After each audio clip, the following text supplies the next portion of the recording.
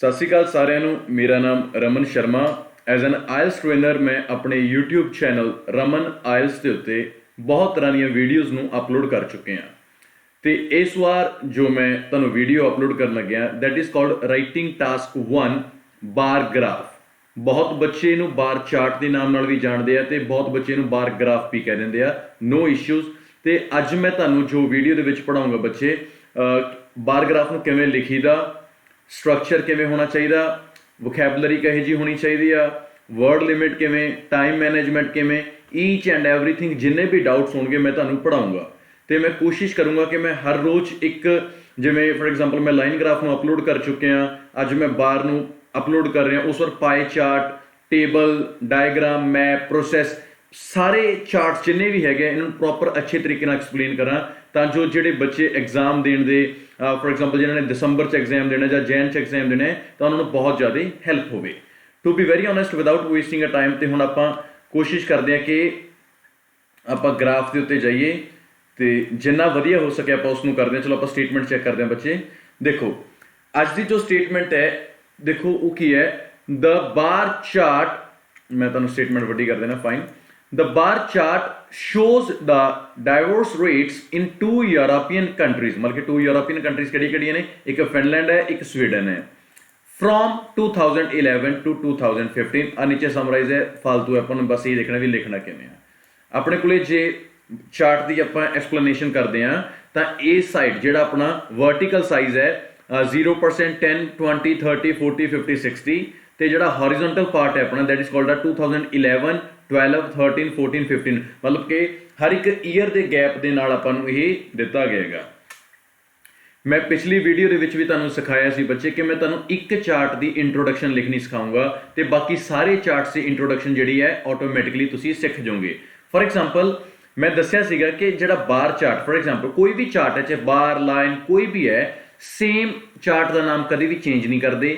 Shows ਦਾ ਸਿਨੋਨਿਮ ਚਾਹੀਦਾ ਹੈ। Divorce rates ਦੀ ਜਗ੍ਹਾ ਤੇ ਆਪਾਂ ਪਰਸੈਂਟੇਜ ਆਫ ਡਿਵੋਰਸ ਲਿਖ ਸਕਦੇ ਹਾਂ। ਟੂ ਯੂਰੋਪੀਅਨ ਕੰਟਰੀਜ਼ ਦਾ ਉਹਨਾਂ ਦੇ ਆਪਾਂ ਰਾਦਰ ਟੂ ਰਾਈਟ ਕਿ ਟੂ ਯੂਰੋਪੀਅਨ ਕੰਟਰੀਜ਼, ਆਪਾਂ ਇਹਨਾਂ ਦੇ ਨੇਮ ਮੈਂਸ਼ਨ ਕਰ ਦਾਂਗੇ। ਫਰੋਮ ਦੀ ਜਗ੍ਹਾ ਤੇ ਬਿਟਵੀਨ ਆ ਜਾਏਗਾ ਤੇ ਬਿਟਵੀਨ ਜਿੱਥੇ ਹੋ ਗਿਆ ਤਾਂ ਐਂਡ। ਮਤਲਬ ਕਿ ਫਰੋਮ ਨਾਲ ਜਦੋਂ ਈਅਰ ਤੋਂ ਬਾਅਦ ਟੂ ਲੱਗਦਾ ਹੁੰਦਾ ਹੈ, ਫਰੋਮ ਤੋਂ ਬਾਅਦ ਟੂ ਦੇਖੋ। ਜੇ ਉਰੇ ਬਿਟਵੀਨ ਹੈ ਤਾਂ ਈਅਰ ਤੋਂ ਬਾਅਦ ਐਂਡ ਲੱਗੇਗਾ, ਇਹ ਰੂਲ ਹੈਗਾ। ਸਭ ਤੋਂ ਪਹਿਲਾਂ ਆਪਾਂ ਇੰਟਰੋਡਕਸ਼ਨ ਨੂੰ ਹਿੱਟ ਕਰਦੇ ਹਾਂ। Look at the introduction. ਬਹੁਤ ਵਧੀਆ ਤਰੀਕੇ ਨਾਲ ਲਿਖੀ ਹੈ ਤੇ ਉਮੀਦ ਕਰਦਾ ਕਿ ਸਾਰਿਆਂ ਨੂੰ ਪਸੰਦ ਆਏਗਾ। ਦੇਖੋ ਇੰਟਰੋਡਕਸ਼ਨ ਲਿਖਣ ਲਈ ਬਹੁਤ ਟ੍ਰੇਨਰ ਤੁਹਾਨੂੰ ਕਹਿੰਦੇ ਕਿ 2 ਲਾਈਨਸ ਤੋਂ ਇਨਫ ਨਹੀਂ ਹੋਣੀ ਚਾਹੀਦੀ, 1 ਲਾਈਨ ਹੋਣੀ ਚਾਹੀਦੀ ਹੈ, 3 ਲਾਈਨਸ ਹੋਣੀ ਚਾਹੀਦੀ ਹੈ। ਆਲ ਡਿਪੈਂਡ ਔਨ ਯੂ, ਤੁਹਾਡੀ ਆਪਣੀ ਚੋਇਸ ਹੈ ਤੁਸੀਂ ਕਿੰਨੀ ਲਾਈਨਸ ਦੀ ਇੰਟਰੋਡਕਸ਼ਨ ਲਿਖ ਰਹੇ ਹੋ। ਨੋ ਵਰੀ ਅਬਾਊਟ ਐਨੀਥਿੰਗ। ਤੇ ਆਪਾਂ ਇੰਟਰੋਡਕਸ਼ਨ ਕਿਵੇਂ ਲਿਖੀ ਹੈ ਚੈੱਕ ਕਰਦੇ ਹਾਂ। द बार चार्ट मैंने नीचे बिल्कुल द बार चार्ट, मतलब मैंने ਇਹਦੇ 'ਚ ਕੋਈ ਚੇਂਜ ਨਹੀਂ ਕੀਤਾ ਹੈਗਾ। ਜਿਵੇਂ ਚਾਰਟ ਦਾ ਨੇਮ ਸੀਗਾ ਮੈਂ ਐਕੂਰੇਟ ਲਿਖਤਾ। ਉਸ ਵਾਰ ਸ਼ੋਜ਼ ਹੈ, ਸ਼ੋਜ਼ ਦਾ ਸਿਨੋਨਿਮ ਬੱਚੇ ਮੈंने ਇਲੂਸਟ੍ਰੇਟਸ ਪਾਤਾ। ਤੁਹਾਡੀ ਮਰਜ਼ੀ ਹੈ, ਤੁਸੀਂ ਡਿਪਿਕਟਸ ਵੀ ਪਾ ਸਕਦੇ ਹੋ, ਤਾਂ ਤੁਸੀਂ ਰਿਪਰੈਜ਼ੈਂਟਸ ਵੀ ਪਾ ਸਕਦੇ ਹੋ, ਪ੍ਰੋਵਾਈਡਸ ਇਨਫੋਰਮੇਸ਼ਨ ਅਬਾਊਟ ਵੀ ਪਾ ਸਕਦੇ ਹੋ, ਜਾਂ ਕੋਈ ਹੋਰ ਸਿਨੋਨਿਮ ਹੈ ਤੁਸੀਂ ਉਹਨੂੰ ਵੀ ਯੂਜ਼ ਕਰ ਸਕਦੇ ਹੋ। ਦ ਬਾਰ ਚਾਰਟ ਇਲੂਸਟ੍ਰੇਟਸ ਦ ਡਿਵੋਰਸ ਰੇਟਸ ਇਨ, ਮੈਂ ਕੀ ਲਿਖਤਾ ਇਹਦੀ ਜਗ੍ਹਾ ਤੇ ਦ परसेंटेजेस ऑफ डिवोर्सेस। नॉर्मल है, मतलब कि उरे डिवोर्स रेट है तो मैंने इतने की लिखता percentages of divorces in 2 European countries है तो कंट्रीज उरे नेम अपने को मेंशन है, मतलब कि तो अपने बिल्कुल उल्ट करके रीफ्रेज बनाना होता है। इन फिनलैंड एंड स्वीडन, मतलब कि एक फिनलैंड है अपने को, एक स्वीडन है। मैंने एक्यूरेट बच्चे इतने मेंशन करता। इतने फ्रॉम है, जो भी ईयर के नाल ऊपर स्टेटमेंट च फ्रॉम हो जाए तो उन्हें चेंज करके आप बिटवीन पाता। 2011 का 11 रह गया ਤੇ ਇੱਥੇ ਜਿਹੜਾ 2 ਹੈ ਬੱਚੇ ਉਹਦੀ ਜਗ੍ਹਾ ਤੇ ਐਂਡ ਹੋ ਗਿਆ। This is the right way to write introduction. ਕੋਈ ਵਰੀ ਨਹੀਂ ਹੈਗੀ, ਬੜੇ ਆਰਾਮ ਨਾਲ ਆਪਾਂ ਨੇ ਕੀ ਕੀਤਾ ਕਿ ਚਾਰਟ ਨੂੰ ਸੇਮ ਨੇਮ ਮੈਂਸ਼ਨ ਕੀਤਾ, ਸ਼ੋਜ਼ ਦਾ ਸਿਨੋਨਿਮ ਲਿਖਿਆ, ਡਿਵੋਰਸ ਰੇਟ ਦੀ ਜਗ੍ਹਾ ਤੇ ਮੈंने ਪਰਸੈਂਟੇजेस ਆਫ ਡਿਵੋਰਸ ਪਾਤਾ, 2 ਯੂਰੋਪੀਅਨ ਕੰਟਰੀਜ਼ ਦੀ ਜਗ੍ਹਾ ਤੇ ਮੈंने ਉਹਨਾਂ ਦੇ ਨਾਮ ਮੈਂਸ਼ਨ ਕਰਤੇ, ਜਿੱਥੇ ਫਰੋਮ ਸੀ ਉਹਦੀ ਜਗ੍ਹਾ ਤੇ ਬਿਟਵੀਨ ਹੈ ਤੇ ਬਸ ਜਿੱਥੇ ਬਿਟਵੀਨ ਆ ਗਿਆ ਨਾਲ ਉਹਦੇ ਈਅਰ ਦੇ ਵਿੱਚ ਐਂਡ ਆਏਗਾ। This is the right way to write a introduction. ਇਸ ਤੋਂ ਬਾਅਦ ਜਿਹੜਾ ਆਪਣੇ ਕੋਲੇ ਸੈਕੰਡ ਆਪਸ਼ਨ ਰਹੇਗਾ, ਹੁਣ ਮੈਂ ਤੁਹਾਨੂੰ ਇੱਕ ਚੀਜ਼ ਹੋਰ ਸ਼ੋਅ ਕਰਦਾ ਵਧੀਆ ਤਰੀਕੇ ਨਾਲ। ਇਹ ਆਪਣੇ ਕੋਲੇ 2 ਟੈਬਸ ਨੇਗੀਆਂ, ਮਤਲਬ ਕਿ ਜਿਹੜੀਆਂ ਚਾਰਟ ਦੀਆਂ ਨੇਗੀਆਂ ਦੈਟ ਇਜ਼ ਕਾਲਡ 2 ਟੈਬਸ ਨੇ ਆਪਣੇ ਕੋਲੇ। ਇੱਕ ਫਿਨਲੈਂਡ ਦੀ ਹੈ, ਇੱਕ ਸਵੀਡਨ ਦੀ ਹੈ। ਮਤਲਬ ਕਿ ਜਿਹੜਾ ਫਿਨਲੈਂਡ ਹੈ ਉਹ ਬਲੂ ਕਲਰ ਦੇ ਵਿੱਚ ਹੈ ਤੇ ਜਿਹੜਾ ਆਪਣੇ ਕੋਲੇ ਸਵੀਡਨ ਹੈ ਉਹ ਆਪਣੇ ਕੋਲੇ ਰੈੱਡ ਕਲਰ ਦੇ ਵਿੱਚ ਹੈ। ਸਾਰੇ ਬੱਚਿਆਂ ਦਾ ਕਨਫਿਊਜ਼ਨ ਬੜੇ ਅੱਛੇ ਤਰੀਕੇ ਨਾਲ ਦੂਰ ਕਰਦਾ ਮੈਂ, ਧਿਆਨ ਨਾਲ ਸੁਣਿਓ ਮੇਰੀ ਗੱਲ। ਤੁਹਾਡੀ ਆਪਣੀ ਚੋਇਸ ਹੈ। ਦੇਖੋ ਲਿਖਣੇ ਆਪਣੇ 2 BP ਹੈ, ਬॉडी पैराग्राफ 1 बॉडी पैराग्राफ 2 ਲਿਖਣੇ ਹੁੰਦੇ ਆ, ਪਰ ਤੁਹਾਡੀ ਆਪਣੀ ਚੋਇਸ ਇਹ ਹੈ ਕਿ ਚਾਹੇ ਤੁਸੀਂ ਕੱਲਾ ਬਲੂ ਮਤਲਬ ਕਿ ਕੱਲਾ ਫਿਨਲੈਂਡ ਹੈ ਜਿਹੜਾ ਉਹਨੂੰ ਇੱਕ ਪੈਰਾਗ੍ਰਾਫ 'ਚ ਪਾ ਦਿਓ, ਸਵੀਡਨ ਹੈ ਜਿਹੜਾ ਉਹਨੂੰ ਇੱਕ ਪੈਰਾਗ੍ਰਾਫ 'ਚ ਪਾ ਦਿਓ, ਨੋ ਵਰੀ ਅਬਾਊਟ ਦਿਸ। ਕਈ ਬੱਚੇ ਕੀ ਕਰਦੇ ਆ, ਜਿਵੇਂ 2011 12 ਨੂੰ ਇੱਕ ਪੈਰੇ 'ਚ ਬਣਾਉਣਗੇ, 13 14 15 ਨੂੰ ਇੱਕ ਪੈਰੇ 'ਚ ਬਣਾਉਣਗੇ, ਉਹ ਇਹਨਾਂ ਦਾ ਆਪਸ 'ਚ ਕੰਪੈਰੀਜ਼ਨ ਕਰ ਕਰਕੇ ਬਣਾਉਣਗੇ। ਮੈਥਡ ਗਲਤ ਨਹੀਂ ਹੈਗਾ, ਪਰ ਬਹੁਤ ਬੱਚਿਆਂ ਨੂੰ ਇਹ ਟਫ ਵੀ ਲੱਗਦਾ ਹੈ ਤੇ ਸ਼ਾਇਦ ਕਿਤੇ ਨਾ ਕਿਤੇ ਉਹ ਮਿਸਟੇਕ ਵੀ ਕਰ ਆਉਂਦੇ ਨੇ। ਕੋਈ ਵਰੀ ਕਰਨ ਦੀ ਲੋੜ ਨਹੀਂ ਹੈਗੀ, ਬੜੇ ਆਰਾਮ ਨਾਲ ਮੈਂ ਤੁਹਾਨੂੰ ਸਮਝਾਉਣਾ। ਆਪਾਂ ਇਸ ਦੇ ਵਿੱਚ ਕੀ ਕਰਾਂਗੇ, ਫਿਨਲੈਂਡ ਨੂੰ ਇੱਕ ਪੈਰੇ ਦੇ ਵਿੱਚ ਮੈਂਸ਼ਨ ਕਰਾਂਗੇ, ਜਿੰਨਾ ਬਲੂ ਹੈ ਉਹ ਸਾਰਾ ਇੱਕ ਪੈਰੇ ਦਾ ਹੋਏਗਾ, ਜਿੰਨਾ ਰੈੱਡ ਹੈਗਾ ਉਹ ਸਾਰਾ ਇੱਕ ਪੈਰੇ ਦਾ ਹੋਏਗਾ। That's it. ਮੇਨ ਚੀਜ਼ ਕੀ ਹੈਗੀ, ਧਿਆਨ ਨਾਲ ਦੇਖੋ, ਕਈ ਜਗ੍ਹਾ ਦੇ ਉੱਤੇ ਆਪਾਂ ਨੂੰ ਦੇਖੋ, ਇੱਥੇ ਮੈਂ ਤੁਹਾਨੂੰ ਇੱਧਰ ਸ਼ੋ ਕਰਦਾ, ਦੈਟਸ ਫਾਈਨ। ਤੁਸੀਂ ਗੌਰ ਨਾਲ ਦੇਖੋ ਬੱਚੇ ਕਿ ਜੇ ਮੈਂ ਲਾਈਨ ਨੂੰ ਰੇਸ਼ੋ ਕਰਦਾ ਤਾਂ ਇਹ ਇੱਥੇ ਦੇਖੋ ਫਿਨਲੈਂਡ ਜਿਹੜਾ ਇੱਥੋਂ ਸ਼ੁਰੂ ਹੋ ਰਿਹਾ, ਮਤਲਬ ਕਿ 30 ਤੋਂ ਲੈ ਕੇ 40 ਦੇ ਵਿੱਚ ਸ਼ੁਰੂ ਹੋ ਰਿਹਾ, ਪਰ ਆਪਣੇ ਕੋਲੇ ਐਕੂਰੇਟ ਨੰਬਰ ਨਹੀਂ ਹੈਗਾ ਕਿ 38 ਹੈ, 39 ਹੈ, 37 ਹੈ। ਉਸ ਤੋਂ ਬਾਅਦ ਕੀ ਹੋਇਆ, ਇਹ ਜਿੱਥੇ ਵੀ ਸੀਗਾ, ਮੰਨ ਲਓ ਆਪਾਂ ਇਸ ਤੋਂ ਪਹਿਲਾਂ ਕੀ ਯੂਜ਼ ਕਰਾਂਗੇ, ਅਪਰੋਕਸੀਮੇਟਲੀ ਵਰਡ ਯੂਜ਼ ਕਰ ਸਕਦੇ ਹਾਂ, ਨੀਅਰ ਬਾਏ ਵਰਡ ਯੂਜ਼ ਕਰ ਸਕਦੇ ਹਾਂ। ਜਦੋਂ ਟਾਸਕ ਲਿਖਣ ਦੇ ਵਿੱਚ ਆਪਣੇ ਕੋਲੇ ਐਕੂਰੇਟ ਵਰਡ ਨਹੀਂ ਮਿਲਦਾ, ਐਕੂਰੇਟ ਸਟੇਟਮੈਂਟ 'ਚ ਮਿਲਦਾ ਨਹੀਂ ਹੈਗਾ, ਜਿਵੇਂ ਆਪਾਂ ਨੂੰ ਇਹ ਕੋਈ ਸ਼ੋਰ ਨਹੀਂ ਕਿ 39 ਹੈ 38 ਹੈ, ਜਦੋਂ ਐਕੂਰੇਟ ਨਹੀਂ ਹੈਗਾ ਤਾਂ ਉਸ ਦੇ ਅੱਗੇ ਆਪਾਂ ਅਪਰੋਕਸੀਮੇਟਲੀ ਵੀ ਯੂਜ਼ ਕਰ ਸਕਦੇ ਹਾਂ, ਨੀਅਰ ਬਾਈ ਵੀ ਯੂਜ਼ ਕਰ ਸਕਦੇ ਹਾਂ, ਹੈ ਨਾ, ਅਬਾਊਟ ਵੀ ਯੂਜ਼ ਕਰ ਸਕਦੇ ਹਾਂ। ਉਹ ਆਪਣੀ ਚੋਇਸ ਹੈ, ਤੁਸੀਂ ਕੋਈ ਵੀ ਯੂਜ਼ ਕਰੋ। ਹੁਣ ਧਿਆਨ ਨਾਲ ਦੇਖੋ, ਆਪਾਂ ਜੇ ਬਲੂ ਦੀ ਗੱਲ ਕਰਦੇ ਹਾਂ, ਪਹਿਲਾਂ ਇੱਥੇ ਸੀਗਾ, ਉਸ ਵਾਰੀ 'ਚ ਡਾਊਨ ਆਇਆ, ਫਿਰ ਅਪ ਗਿਆ, ਫਿਰ ਅਪ ਗਿਆ, ਫਿਰ ਸਿੱਧਾ ਰਿਹਾ। ਮਤਲਬ ਕੀ ਹੈਗਾ, ਸਭ ਤੋਂ ਪਹਿਲਾਂ ਕੀ ਹੋਇਆ, 11 ਦੇ ਵਿੱਚ ਉੱਪਰ ਸੀਗਾ, 12 'ਚ ਡਾਊਨ ਆ ਗਿਆ, 13 'ਚ ਉੱਪਰ ਗਿਆ, 14 'ਚ ਥੋੜਾ ਹੋਰ ਉੱਪਰ ਗਿਆ, 15 ਦੇ ਵਿੱਚ ਲਗਭਗ ਇਹ ਸਿੱਧਾ ਰਿਹਾ। ਜੇ ਆਪਾਂ ਰੈੱਡ ਦੀ ਟਾਕ ਕਰਦੇ ਹਾਂ ਬੱਚੇ, ਰੈੱਡ ਦਾ ਸ਼ੁਰੂਆਤ ਦੇਖੋ, ਐਕੂਰੇਟ ਨੰਬਰ ਬੱਚੇ ਰੈੱਡ ਦਾ ਵੀ ਨਹੀਂ ਹੈਗਾ ਆਪਣੇ ਕੋਲੇ, ਮਤਲਬ ਕਿ 44 ਵੀ ਹੋ ਸਕਦਾ, 43 ਵੀ ਹੋ ਸਕਦਾ ਹੈ। ਉਸ ਤੋਂ ਬਾਅਦ ਇਹ ਉੱਪਰ ਗਿਆ, ਫਿਰ ਨੀਚੇ, ਫਿਰ ਨੀਚੇ, ਫਿਰ ਨੀਚੇ, ਮਤਲਬ ਕਿ ਡਰਾਮੈਟਿਕਲੀ ਇਹਦਾ ਤਾਂ ਡਿਕਲਾਈਨ ਆ ਗਿਆ। ਹੁਣ ਧਿਆਨ ਨਾਲ ਦੇਖੋ ਕਿ ਦੋਨਾਂ ਦੇ ਵਿੱਚ ਆਪਾਂ ਨੂੰ ਉਰੇ ਉੱਪਰ ਨੀਚੇ ਉੱਪਰ, ਮਤਲਬ ਕਿ ਫਲਕਚੁਏਸ਼ਨ ਇਹ 'ਚ ਹੈਗੀ ਹੈ, ਉੱਪਰ ਨੀਚੇ ਉੱਪਰ ਨੀਚੇ, ਮਤਲਬ ਇਹ 'ਚ ਵੀ ਫਲਕਚੁਏਸ਼ਨ ਹੈਗੀ, ਦੋਨੇ ਕੰਟਰੀਜ਼ ਦੇ ਵਿੱਚ ਆਪਣੇ ਕੋਲੇ ਫਲਕਚੁਏਸ਼ਨ ਵੀ ਹੈਗੀ ਹੈ। ਤੇ ਹੁਣ ਆਪਾਂ ਕੀ ਕਰਦੇ ਹਾਂ, ਇੱਕ ਪੈਰੇ ਦੇ ਵਿੱਚ ਅੱਛੇ ਤਰੀਕੇ ਨਾਲ ਫਿਨਲੈਂਡ ਨੂੰ ਐਕਸਪਲੇਨ ਕਰਦੇ ਹਾਂ, ਇੱਕ ਪੈਰੇ ਦੇ ਵਿੱਚ ਆਪਾਂ ਸਵੀਡਨ ਨੂੰ ਕਰਦੇ ਹਾਂ, ਲਾਸਟ ਤੇ ਆਪਾਂ ਓਵਰਆਲ ਕਰਾਂਗੇ। This is the best method ਕਿ ਰਾਈਟਿੰਗ ਟਾਸਕ 1 'ਚ 3 ਬੈਂਡ ਹੁੰਦੇ ਆ ਤੇ ਤੁਸੀਂ ਐਕੂਰੇਟ 3 ਆਊਟ ਆਫ 3 ਵੀ ਹਿੱਟ ਕਰ ਸਕਦੇ ਹੋ। ਸੋ ਆਪਾਂ ਸ਼ੋ ਕਰਦੇ ਹਾਂ ਤੁਹਾਨੂੰ ਬੱਚੇ, ਸਭ ਤੋਂ ਪਹਿਲਾਂ ਵੈਰੀ ਫਾਈਨ, ਆਪਾਂ ਟਾਕ ਕਰਦੇ ਹਾਂ ਸਭ ਤੋਂ ਪਹਿਲਾਂ ਸਵੀਡਨ ਦੀ। ਸਵੀਡਨ ਆਪਣੇ ਕੋਲੇ ਰੈੱਡ ਕਲਰ ਦੇ ਵਿੱਚ ਹੈਗਾ। ਹੁਣ ਧਿਆਨ ਨਾਲ ਦੇਖਿਓ, ਮੈਂ ਇੱਕ ਇੱਕ ਲਾਈਨ ਪੜਾਉਂਗਾ ਤੇ ਪ੍ਰੋਪਰ ਕਲੀਅਰ ਕਰਾਉਂਗਾ ਕਿ ਕਿਵੇਂ ਆਪਾਂ ਨੇ ਕਲੀਅਰ ਕੀਤਾ। ਸਟਾਰਟਿੰਗ ਕੀਤੀ ਮੈਨੇ, ਸਵੀਡਨਸ ਡਾਈਵੋਰਸ ਰੇਟ ਵਾਸ ਅਬਾਊਟ, ਗੌਰ ਨਾਲ ਦੇਖੋ ਮੈਨੇ ਅਬਾਊਟ ਵਰਡ ਯੂਜ਼ ਕੀਤਾ ਕਿਉਂਕਿ ਸਵੀਡਨ ਹੈ ਜਿਹੜਾ ਉਹ ਰੈੱਡ ਕਲਰ ਦਾ ਹੈਗਾ ਤੇ ਇੱਥੇ ਮਤਲਬ ਕਿਉਂਕਿ 40 ਤੋਂ ਲੈ ਕੇ 50 ਦੇ ਵਿੱਚ ਹੈ, ਪਰ ਆਪਣੇ ਕੋਲੇ ਐਕੂਰੇਟ ਨੰਬਰ ਨਹੀਂ ਹੈਗਾ। ਆਪਾਂ ਕੀ ਕੀਤਾ, ਸਵੀਡਨ ਦਾ ਜਿਹੜਾ ਡਾਈਵੋਰਸ ਰੇਟ ਹੈ ਵਾਸ ਅਬਾਊਟ 45%। ਅਬਾਊਟ ਤਾਂ ਲਿਖਿਆ ਬੱਚੇ ਕਿਉਂਕਿ ਵੀ ਆਰ ਨਾਟ ਸ਼ੋਰ ਕਿ ਇਹ ਕਿੰਨਾ ਹੈਗਾ, 44 ਵੀ ਹੋ ਸਕਦਾ, 45 ਵੀ। ਐਕੂਰੇਟ ਨੰਬਰ ਨਹੀਂ ਲਿਖ ਸਕਦੇ ਆਪਾਂ ਕਿਉਂਕਿ ਆਪਣੇ ਕੋਲੇ ਨਹੀਂ ਹੈਗਾ। This is a main reason ਆਪਾਂ ਨੇ ਕੀ ਕੀਤਾ, ਅਬਾਊਟ ਵਰਡ ਯੂਜ਼ ਕਰ ਲਿਆ। ਇਹਦੇ ਨਾਲ ਜੇ ਉਹ 44 ਵੀ ਹੋਗਾ ਤਾਂ ਵੀ ਚੱਲ ਪਏਗਾ, 46 ਹੋਏਗਾ ਤਾਂ ਵੀ ਚੱਲ ਪਏਗਾ। ਸਵੀਡਨ ਦਾ ਜਿਹੜਾ ਡਾਈਵੋਰਸ ਰੇਟ ਵਾਸ ਅਬਾਊਟ 45% ਇਨ 2011 ਦੇ ਵਿੱਚ। ਫਿਨਲੈਂਡ ਲਗਭਗ ਇੱਥੇ ਸੀਗਾ, ਰੈੱਡ ਕਲਰ ਦਾ ਦੇਖੋ ਉੱਪਰ ਹੈ ਨਾ, ਬੀਇੰਗ ਹਾਇਰ ਦੈਨ ਫਿਨਲੈਂਡਸ ਰੇਟ ਬਾਈ ਅਪਰੋਕਸੀਮੇਟਲੀ 8%। ਕਹਿੰਦਾ ਜਿਹੜਾ ਸਵੀਡਨ ਦਾ ਰੇਟ ਉਹ 45% ਤੇ ਸੀਗਾ, ਲਗਭਗ ਫਿਨਲੈਂਡ ਦੇ ਰੇਟ ਤੋਂ ਲਗਭਗ 8% ਉੱਪਰ। ਮਤਲਬ ਕਿ ਜੇ ਆਪਾਂ ਇਹਨੂੰ 45 ਮੰਨਦੇ ਆ ਤਾਂ ਲਗਭਗ ਉਰੇ 37 ਲਾ ਲਓ, 37, ਤਾਂ ਅਪਰੋਕਸੀਮੇਟਲੀ ਵਰਡ ਆਪਣੇ ਉਰੇ ਵੀ ਯੂਜ਼ ਕੀਤਾ ਦੇਖੋ ਕਿਉਂਕਿ ਆਪਣੇ ਕੋਲੇ ਇੱਥੇ ਵੀ ਐਕੂਰੇਟ ਨੰਬਰ ਨਹੀਂ ਹੈਗਾ। ਕਹਿੰਦਾ ਲਗਭਗ ਸ਼ੁਰੂਆਤ ਦੇ ਵਿੱਚ ਜਿਹੜਾ ਸਵੀਡਨ ਦਾ ਰੇਟ ਸੀਗਾ ਉਹ 8% ਜ਼ਿਆਦਾ ਸੀਗਾ ਫਿਨਲੈਂਡ ਦੇ ਰੇਟ ਤੋਂ। ਮਤਲਬ ਆਪਾਂ ਨਾਰਮਲ ਟਾਕ ਕਰਤੇ ਤੇ ਐਗਜ਼ਾਮੀਨਰ ਨੂੰ ਪਤਾ ਲੱਗਿਆ, ਆਪਾਂ 2011 ਤੇ ਵੀ ਛੱਡ ਸਕਦੇ ਸੀ, ਪਰ ਜਿਹੜੇ ਬੀਇੰਗ ਹਾਇਰ ਵਾਲੀ ਲਾਈਨ ਪਾਈ ਹੈ ਨਾ ਬੱਚੇ, ਐਗਜ਼ਾਮੀਨਰ ਨੂੰ ਇੰਪ੍ਰੈਸ ਕਰੇਗੀ ਕਿ ਬੰਦੇ ਨੇ ਗ੍ਰਾਫ ਨੂੰ ਬੜਾ ਡੀਪਲੀ ਚੈੱਕ ਕੀਤਾ ਹੈ। ਹੁਣ 11 ਤੋਂ ਬਾਅਦ ਕੀ ਹੋਇਆ, then it rose, or rise ਦੀ ਸੈਕਿੰਡ ਫਾਰਮ ਯੂਜ਼ ਕਰੀਏ ਬੱਚੇ, ਰੋਜ਼ ਕਿਉਂਕਿ ਇਹ ਪਾਸਟ ਦੇ ਵਿੱਚ ਹੈਗਾ। It rose to almost word ਵੀ ਹੋ ਗਿਆ ਲਗਭਗ, ਪੱਕਾ ਨਹੀਂ, ਆਲਮੋਸਟ 50% ਇਨ 2012। ਇਸ ਤੋਂ ਬਾਅਦ ਕੀ ਹੋਇਆ ਦੇਖੋ, ਇਹ 50% ਇਹ ਤਾਂ ਆਪਾਂ ਨੇ ਆਲਮੋਸਟ ਵਰਡ ਯੂਜ਼ ਕਰਿਆ ਕਿਉਂਕਿ ਜਿਹੜੀ ਲਾਈਨ ਹੈ ਨਾ ਟੱਚ ਨਹੀਂ ਕੀਤੀ ਇਹਨੂੰ ਪੂਰੀ। ਜੇ ਪੂਰੀ ਟੱਚ ਕਰਦੀ ਤਾਂ ਆਲਮੋਸਟ ਵਰਡ ਦੀ ਲੋੜ ਨਹੀਂ ਪੈਂਦੀ ਸੀ। ਆਪਾਂ ਆਲਮੋਸਟ ਤਾਂ ਯੂਜ਼ ਕਰਿਆ ਕਿਉਂਕਿ ਐਕੂਰੇਟ ਨੰਬਰ ਨਹੀਂ ਹੈਗਾ ਆਪਣੇ ਕੋਲ, ਕਿਤੇ 48 ਹੋਵੇ ਜਾਂ 49 ਹੋਵੇ ਜਾਂ 49.5 ਹੋਵੇ, ਤਾਂ ਆਪਾਂ ਕੀ ਕੀਤਾ, then उस तो बाद then तो बाद मैंने कॉमा यूज करया, it rose second form use कर ली to almost 50% in 2012 2012 ਦੇ ਵਿੱਚ ਲਗਭਗ ਇਹ 50% ਤੇ ਪਹੁੰਚ ਗਿਆ। ਉਸ ਵਾਰ ਅੱਗੇ ਡਾਊਨ ਆ ਰਿਹਾ ਨਾ, ਦੇਖਦੇ ਆਪਾਂ।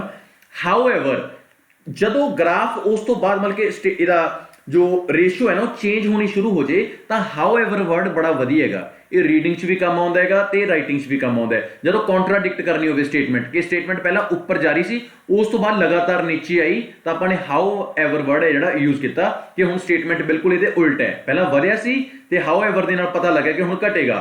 however तो बाद comma the figure showed a gradual decrease to about 47% in 2013 मतलब की हो गया 13 ਦੇ ਵਿੱਚ ਡਿਕਰੀਜ਼ ਹੋ ਗਿਆ ਤੇ ਲਗ ਆਉਰੇ 47 ਆਪਣੇ ਕੋਲੇ ਐਕੂਰੇਟ ਨੰਬਰ ਨਹੀਂ ਹੈਗਾ ਤਾਂ ਇਸ ਕਰਕੇ ਆਪਾਂ ਨੇ ਕੀ ਕੀਤਾ ਬੱਚੇ ਅਬਾਊਟ ਵਰਡ ਯੂਜ਼ ਕਰ ਲਿਆ। ਮੈਂ ਤੁਹਾਨੂੰ ਪਹਿਲੀ ਦੱਸਿਆ ਜੇ ਆਪਣੇ ਕੋਲੇ ਲਾਈਨ ਔਰ ਟੱਚ ਕਿਤੇ ਹੁੰਦੀ ਪੂਰਾ ਨੰਬਰ ਹੁੰਦਾ ਤਾਂ ਆਪਾਂ ਨੰਬਰ ਲਿਖ ਸਕਦੇ ਹਾਂ, ਪਰ ਜੇ ਆਪਣੇ ਕੋਲੇ ਐਕੂਰੇਟ ਨੰਬਰ ਨਹੀਂ ਹੈਗਾ ਤਾਂ ਆਪਾਂ ਨੇ ਅਬਾਊਟ ਵਰਡ ਯੂਜ਼ ਕੀਤਾ ਤਾਂ ਇਹਦਾ ਮਤਲਬ ਕਿ ਲਗਭਗ ਇਹ 47% ਤੇ ਆ ਗਿਆ 2013 ਦੇ ਵਿੱਚ ਐਂਡ ਅਤੇ continued to decline मतलब कि लगातार फिर डिगदा आ रहा है ना, continued सेकंड फॉर्म लगी, डिक्लाइन हो गया steadily लगातार to the end of the period हुण तक है ना, उस तो बाद लगातार डिगदा आया reaching around वर्ड भी मतलब बच्चे की हो गया कि अपने कोले approximately almost about around कि अपने कोले accurate नंबर नहीं हैगा, reaching around 45% in 2014 देखो 45% पहुंच गया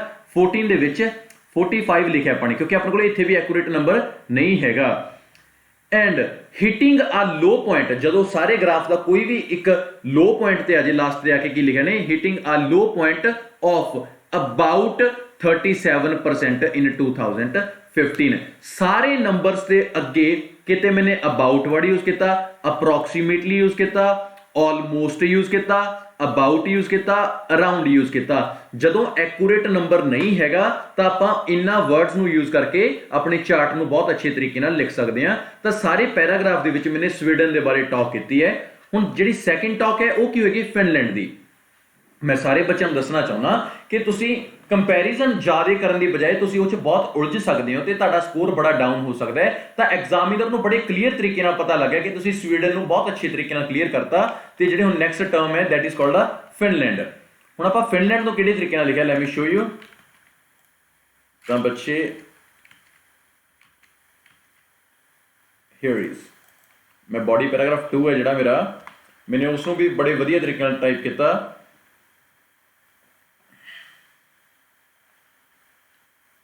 वेरी फाइन यस मैं इनू की लिखा मैं लिखा percentage of divorce in Finland was less than 40% इन 2011। जिहड़ी फिनलैंड दी जिहड़ी है ब्लू है ना वो कहंदा जिहड़ी परसेंटेज वो 40% तो बिलो सी, बिलो मतलब कि थल्ले सीगी।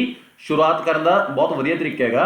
Percentage of divorce in Finland was less than होंदा घट होना 40% इन 2011 इत्थे रहा उस वाले डिक्रीज हुई है। एंड इट डिक्रीज्ड इन 2012 ते ये 2012 दे विच भी नीचे डिक्रीज होगी। However the figure experienced a study growth उस तो बाद कहना हाउएवर देखो मैं पहले दस्या सीगा ये नीचे आया इस बार ऊपर जाएगा तो मेरी गल सुनो तुसी ये भी लिख सकते होगे कि डिक्रीज और मैंने मेंशन नहीं कराया कितना डिक्रीज हुआ बस मैं नॉर्मल लिखता एंड इट डिक्रीज्ड इन 2012 तुसी ये भी लिख सकते हो इट डिक्रीज्ड अबाउट 4% या 3% बड़े नॉर्मल तरीके नाल भी मेंशन कर सकते हो कि पहला लगभग 40% तो नीचे सीगा ते जिहड़ा 2012 सीगा उस डिक्रीज होया लगभग 3 और 4% कोई भी रेशियो मेंशन कर सकते हो। हाउएवर दा मतलब की हैगा कि स्टेटमेंट है जिहड़ी हुण ऊपर जाण लगी चेंज आ गया पहला दूजे पैरे दे विच स्वीडन वाले च की सीगा हाउएवर लाया सीगा वो नीचे जा रहा सी इहदे च की हो गया हाउएवर तो बाद ये हुण ऊपर जाण लग गया। हाउएवर तो बाद कॉमा हमेशा यूज करना है। द फिगर एक्सपीरियंस्ड पास्ट च है जिहड़ी फिगर है उन्हें एक्सपीरियंस्ड आ स्टडी ग्रोथ हुंदा हौली हौली growth during the next 2 years अगले 2 सालां दे विच इह च थोड़ी थोड़ी ग्रोथ हुई। इट रोज राइज की सेकंड फॉर्म फिर रोज होगी इट रोज टू अप्रोक्सीमेटली क्योंकि अप्रोक्सीमेटली वर्ड तां लाया क्योंकि लाइन बच्चे इत्थे भी नहीं टच हो रही ਮੇਨ ਆਪਾਂ 40% ਨਹੀਂ ਲਿਖ ਸਕਦੇ ਸੀਗੇ ਜਾਂ 39 ਵੀ ਨਹੀਂ ਲਿਖ ਸਕਦੇ, ਤਾਂ ਅਪਰੋਕਸੀਮੇਟਲੀ 39% ਮਤਲਬ ਵੀ ਲਗਭਗ 39% ਦੇ ਵਿੱਚ ਇਨ 2013। ਆ ਦੇਖੋ ਬਲੂ ਕਲਰ ਜਿਹੜਾ 13 ਦੇ ਵਿੱਚ ਇੱਥੇ ਅਪਰੋਕਸੀਮੇਟਲੀ 39% ਹੈ। ਦੈਨ ਦਾ ਮਤਲਬ ਹੈ ਉਸ ਤੋਂ ਬਾਅਦ ਇਨਕਰੀਜ਼ਡ ਵਧਿਆ ਬਾਏ ਅਰਾਊਂਡ 3% ਇਨ 2014। ਮਤਲਬ ਕਿ ਇਸੇ ਆਵਰੇ 39 ਮੰਨਦੇ ਆਪਾਂ, ਇਹ 40 ਤੋਂ ਥੋੜੀ ਉੱਪਰ ਚੱਲ ਗਈ। ਤਾਂ ਮੈਨੇ ਇਹ ਲਾਈਨ ਨੂੰ ਬੜਾ ਵਧੀਆ ਤਰੀਕੇ ਨਾਲ ਕੀ ਲਿਖਿਆ, ਦੈਨ ਇਨਕਰੀਜ਼ਡ ਪਾਸਟ ਚ ਯੂਜ਼ ਕੀਤਾ, ਸੈਕਿੰਡ ਫਾਰਮ ਯੂਜ਼ ਕਰ ਰਿਹਾ ਮੈਂ ਸਾਰੇ ਵਰਬ ਦੀ, ਬਾਏ ਅਰਾਊਂਡ ਲਗਭਗ 3%। ਇਸ ਤੋਂ 13 to 14 ਦੇ ਵਿੱਚ ਲਗਭਗ ਹੈ ਨਾ 3% ਦੀ ਜਿਹੜੀ ਗਰੋਥ ਆਈ ਹੈ। ਐਂਡ ਰਿਮੇਨਡ ਸਟੈਡੀ ਹੁੰਦਾ ਕਿ ਇੱਕੋ ਜਗ੍ਹਾ ਤੇ ਟਿਕੇ ਰਹਿਣਾ ਫॉर द ਨੈਕਸਟ ਈਅਰ, ਅਗਲੇ ਸਾਲ ਤੱਕ ਇਹ ਬਿਲਕੁਲ ਉਸੇ ਜਗ੍ਹਾ ਦੇ ਉੱਤੇ ਟਿਕੇ ਰਹੇ। Out tracing the rate of Sweden, ਮਤਲਬ ਕੀ ਹੋ ਗਿਆ, ਇਹਨੇ ਸਵੀਡਨ ਦਾ ਰੇਟ ਹੈ ਜਿਹੜਾ ਆਊਟ ਟ੍ਰੇਸ ਕਰਤਾ, ਸਵੀਡਨ ਨੀਚੇ ਛੱਡਤਾ ਤੇ ਆਪ ਉੱਪਰ ਚੱਲ ਗਿਆ। ਇਹ ਬੜੇ ਨਾਰਮਲ ਤਰੀਕੇ ਨਾਲ ਮੈਨੇ ਇੱਕ ਪੈਰਾਗ੍ਰਾਫ ਦੇ ਵਿੱਚ ਸਵੀਡਨ ਨੂੰ ਕਲੀਅਰ ਕੀਤਾ ਹੈ, ਇੱਕ ਪੈਰਾਗ੍ਰਾਫ ਦੇ ਵਿੱਚ ਮੈਨੇ ਫਿਨਲੈਂਡ ਨੂੰ ਕੀਤਾ ਹੈ। ਕੋਈ ਬੱਚਾ ਇਸ ਨੂੰ ਆਪਣੇ ਹੋਰ ਤਰੀਕੇ ਨਾਲ ਵੀ ਲਿਖ ਸਕਦਾ ਹੈ। ਮੈਂ ਇਹ ਨਹੀਂ ਕਹਿੰਦਾ ਕਿ ਦਿਸ ਇਜ਼ ਦਾ ਬੈਸਟ ਵੇ ਕਿ ਇਸੇ ਨੂੰ ਕੱਲਾ ਫੋਲੋ ਕਰਨਾ ਹੈ, ਕੋਈ ਆਪਣੀ ਚੁਆਇਸ ਨਾਲ ਵੀ ਫੋਲੋ ਕਰ ਸਕਦਾ। ਮੈਂ ਤਾਂ ਜਸਟ ਆਪਣਾ ਇੱਕ ਪੁਆਇੰਟ ਆਫ ਵਿਊ ਤੁਹਾਡੇ ਅੱਗੇ ਰੱਖਿਆ ਤੇ ਉਮੀਦ ਕਰੂੰਗਾ ਕਿ ਤੁਹਾਨੂੰ ਪਸੰਦ ਵੀ ਆਇਆ ਹੋਊਗਾ।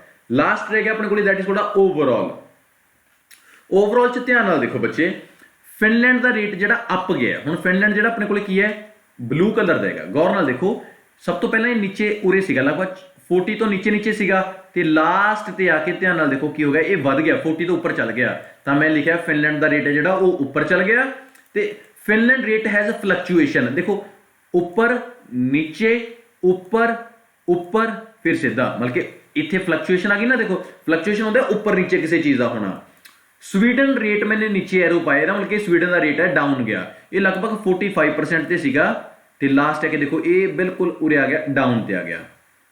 ਤੇ ਸਵੀਡਨ ਦੇ ਰੇਟਸ ਵੀ ਫਲਕਚੁਏਸ਼ਨ ਮੈंने ਮੈਂਸ਼ਨ ਕੀਤੀ ਹੈ। ਦੇਖੋ ਇੱਥੇ ਉੱਪਰ ਨੀਚੇ ਤਾਂ ਇਸ ਜਗ੍ਹਾ ਦੇ ਉੱਤੇ ਵੀ ਇੱਕ ਬੈਂਡ ਪੈ ਗਿਆ 11 ਤੋਂ ਲੈ ਕੇ 13 ਦੇ ਵਿੱਚ ਵੀ। ਤਾਂ ਮੈंने ਇਹਨੂੰ ਅੱਛੇ ਤਰੀਕੇ ਨਾਲ ਕਿਵੇਂ ਲਿਖਿਆ, ਗੌਰ ਨਾਲ ਦੇਖੋ। ਓਵਰਆਲ ਤੋਂ ਬਾਅਦ ਕੌਮਾ, ਸਵੀਡਨ ਐਕਸਪੀਰੀਐਂਸਡ ਆ ਡਾਊਨਵਰਡ ਟ੍ਰੈਂਡ। ਜਿਹੜਾ ਹੁਣ ਦੇਖੋ ਧਿਆਨ ਨਾਲ, ਇਹ ਸਭ ਤੋਂ ਉੱਚਾ ਸੀਗਾ ਫਿਰ ਲਾਸਟ ਤੇ ਨੀਚੇ ਆ ਗਿਆ। ਤਾਂ ਜਿਹੜਾ ਸਵੀਡਨ ਹੈ ਇਹਨੇ ਐਕਸਪੀਰੀਐਂਸਡ ਪਾਸਟ ਚ ਹੈਗਾ ਡਾਊਨਵਰਡ ਟ੍ਰੈਂਡ, ਇਹਨੂੰ ਡਾਊਨਵਰਡ ਟ੍ਰੈਂਡ ਹੋਇਆ। ਵਾਈਲ ਹੁੰਦਾ ਜਦੋਂ ਕਿ ਫਿਨਲੈਂਡ ਸ਼ੋਡ ਐਨ ਅਪਵਰਡ ਟ੍ਰੈਂਡ। ਹੁਣ ਅਪਵਰਡ ਦੇ ਕੇ ਐਨ ਲਾਇਆ ਕਿਉਂਕਿ ਇਹ ਵੋਵਲ ਸੀਗਾ, ਡਾਊਨਵਰਡ ਦੇ ਕੇ ਅ ਲਾਇਆ ਕਿਉਂਕਿ ਵੋਵਲ ਨਹੀਂ ਸੀਗਾ। ਸਵੀਡਨ ਹੈ ਜਿਹੜਾ ਉਹਨੇ ਐਕਸਪੀਰੀਐਂਸ ਕੀਤਾ ਡਾਊਨਵਰਡ ਟ੍ਰੈਂਡ, ਵਾਈਲ, ਹਾਊਐਵਰ, ਵਾਈਲਸਟ ਜਾਂ ਔਨ ਦਾ ਅਦਰ ਹੈਂਡ ਆਪਾਂ ਇਹਦੀ ਜਗ੍ਹਾ ਤੇ ਕੋਈ ਵੀ ਯੂਜ਼ ਕਰ ਸਕਦੇ ਹਾਂ। ਫਿਨਲੈਂਡ ਸ਼ੋਡ ਐਨ ਅਪਵਰਡ ਟ੍ਰੈਂਡ ਥਰੂ ਆਊਟ ਦਾ ਪੀਰੀਅਡ। ਥਰੂ ਆਊਟ ਦਾ ਪੀਰੀਅਡ ਹੁੰਦਾ ਕਿ ਪੀਰੀਅਡ ਦੇ ਦੌਰਾਨ। ਇੱਕ ਲਾਈਨ ਮੈंने ਆਪਣੇ ਵੱਲੋਂ ਕੀ ਹੋਰ ਮੈਂਸ਼ਨ ਕੀਤੀ, ਬੋਥ ਕੰਟਰੀਜ਼ ਡਾਈਵੋਰਸ ਰੇਟਸ ਹੈਡ ਸਮ ਫਲਕਚੁਏਸ਼ਨਸ। ਦੋਨੇ ਕੰਟਰੀਜ਼ ਦੇ ਡਾਈਵੋਰਸ ਰੇਟਸ ਦੇ ਵਿੱਚ ਕੁਝ ਫਲਕਚੁਏਸ਼ਨਸ ਸੀਗੀਆਂ। ਉਰੇ ਮੈਂ ਹੈਡ ਵਰਡ ਲਾਇਆ ਕਿਉਂਕਿ ਇਹ ਪਾਸਟ 'ਚ ਹੈ ਤੇ ਸਮ ਤਾਂ ਲਾਇਆ ਕਿਉਂਕਿ ਥੋੜੀਆਂ ਸੀਗੀਆਂ, ਪਰ ਫਲਕਚੁਏਸ਼ਨਸ ਦੋਨਾਂ ਦੇ ਵਿੱਚ ਸੀਗੀਆਂ। This is the best way to write overall. ਮੈंने ਇਹ ਦੱਸਿਆ ਕਿ ਕਿਹੜਾ ਅਪਵਰਡ ਗਿਆ ਕਿਹੜਾ ਡਾਊਨਵਰਡ ਗਿਆ ਤੇ ਦੋਨੇ ਕੰਟਰੀਜ਼ ਦੇ ਵਿੱਚ ਫਲਕਚੁਏਸ਼ਨ ਹੋਈ। ਟੂ ਬੀ ਵੈਰੀ ਓਨੈਸਟ, ਮੈਂ ਗ੍ਰਾਫ ਨੂੰ ਇੱਕ ਵਾਰ ਤੁਹਾਨੂੰ ਲਾਸਟ ਸ਼ੋ ਕਰਦਾ ਨਾ। ਸਟੇਟਮੈਂਟ ਮੈਨੂੰ ਐਵੇਂ ਆਇਆ ਸੀਗਾ, ਮੈंने ਇਹਨੂੰ ਕੀ ਕੀਤਾ ਬੱਚੇ, ਸਭ ਤੋਂ ਪਹਿਲਾਂ ਮੈंने ਇਹਦਾ ਇੰਟਰੋਡਕਸ਼ਨ ਲਿਖਿਆ। ਇੰਟਰੋਡਕਸ਼ਨ ਸਾਰਿਆਂ ਨੂੰ ਮੈਂ ਬਹੁਤ ਅੱਛੇ ਤਰੀਕੇ ਨਾਲ ਕਲੀਅਰ ਕਰਵਾਤਾ। ਉਸ ਵਾਰ ਮੈंने ਬॉडी ਪੈਰਾਗ੍ਰਾਫ 1 ਲਿਖਿਆ ਸਵੀਡਨ ਦੇ ਬਾਰੇ ਸਾਰਾ, बॉडी पैराग्राफ 2 लिखा मैंने सारा फिनलैंड के बारे, ਤੇ ਲਾਸਟ ਬੱਚੇ मैंने लिखा ओवरऑल। ਤੇ ਦਿਸ ਇਜ਼ ਦਾ ਬੈਸਟ ਮੈਥਡ। ਤੇ ਕਿਸੇ ਬੱਚੇ ਨੂੰ ਜੇ ਤੁਹਾਡਾ ਟ੍ਰੇਨਰ ਤੁਹਾਨੂੰ ਜਿਵੇਂ ਦਾ ਮੈਥਡ ਕਹਿੰਦਾ ਤੁਸੀਂ ਅਪਲਾਈ ਕਰੋ। ਮੈਂ ਨਹੀਂ ਕਹਿੰਦਾ ਕਿ ਕੋਈ ਗਲਤ ਹੈ ਕੋਈ ਸਹੀ ਹੈ, ਇਹ ਮੇਰਾ ਆਪਦਾ ਮੈਥਡ ਹੈਗਾ ਕਿ ਜੇ ਤੁਸੀਂ ਰਾਈਟਿੰਗ ਟਾਸਕ ਨੂੰ ਲਿਖਣਾ ਹੈਗਾ ਫੋਲੋ ਕਰੋ ਨਾ ਕਰੋ ਦੈਟਸ ਤੁਹਾਡੀ ਚੁਆਇਸ ਹੈ।